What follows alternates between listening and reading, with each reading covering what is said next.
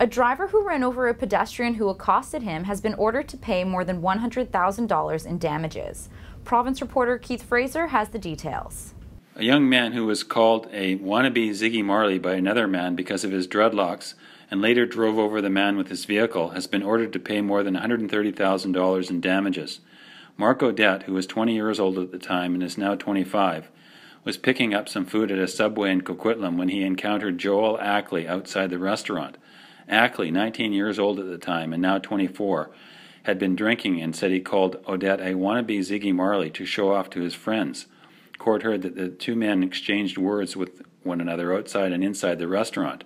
When Odette left the restaurant and got into his car, he struck Ackley, who suffered significant injuries, including a fractured pelvis. Odette argued that he had not intentionally struck Ackley with his vehicle during the incident late one evening in June 2010, and therefore should not be held liable.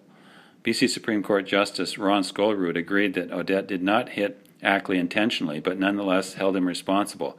Ackley was the instigator, said the judge. But Skolrud found that Odette knew Ackley was in the vicinity, that moving his vehicle back into the spot he'd just vacated was an unpredictable move, and that he'd accelerated with more force than was necessary. He found Odette 60% negligent and Ackley 40% negligent. The judge awarded Ackley $222,000, but reduced that amount to $133,000 after taking into account the findings on negligence.